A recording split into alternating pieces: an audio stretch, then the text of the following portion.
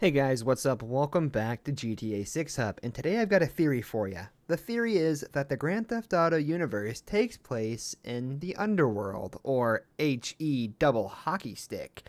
Let's get right into the video without wasting any more time. So the first reason we can all get behind this theory is, well, life just seems pretty dang miserable down in the GTA universe, am I right? I mean, give me one absolutely amazing life that any of the protagonists have had in the games, at least before or after. Well, it doesn't really matter. You can really make your own way through the underworld and become the leader if you want, I guess. It depends on the type of underworld it is.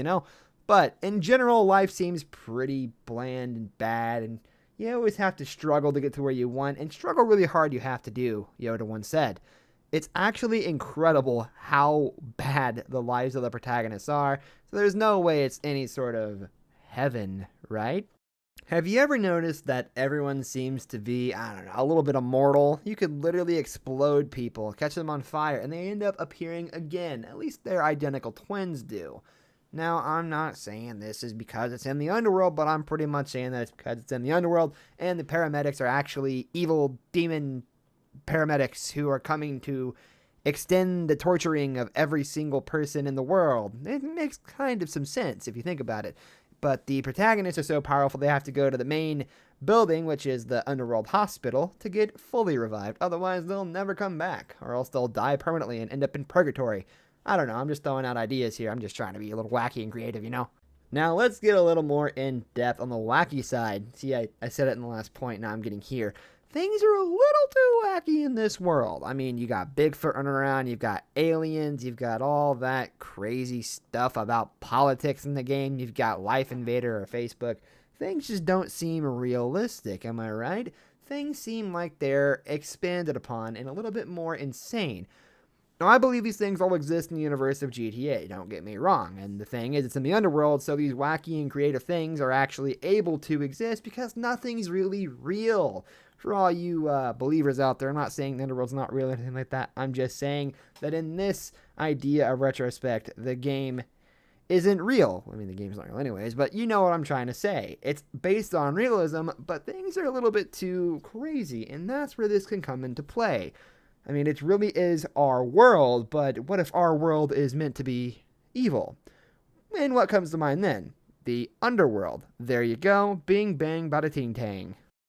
Now, some things seem pretty dang old, am I right? Exactly. Well, you can't exactly experience new things if you're dead and gone, right? Exactly. That's why things just stop. Technology just stops at a certain point. It just ends. You don't get anything new unless the leader of the underworld decides you get it, That's just how it be. And because we are playing through the lives of these characters, we don't see anything past what they've seen. We don't really get to explore. We don't get to go beyond. And I mean, come on. How can Trevor have these insane freak-out psychopath rages, including the military, and not be in like a federal prison or on FBI's Most Wanted or underground locked somewhere like a cage animal? It just doesn't make sense. Now, before we get on to the last point, I just want to say characters can indeed perish, or at least go away. And this can happen in cutscenes. This is the cutscene clause, meaning if they are gone in the cutscene or perish in the cutscene, they will not be back. They are canonically dead. But if you go out there and you blow some people up, then, well, you're not going to be gone very long because there are going to be paramedics rolling up to save your quote-unquote life. And there you go. That's how you get back to the whole theory of, oh, well, this guy never came back. Well, there you go. Now, regarding this, most of these horrible people do end up perishing. They end up going away in the cutscenes, and that's where I'm going with this. Most people seem absolutely horrible. Even the pedestrians are all really, really not nice.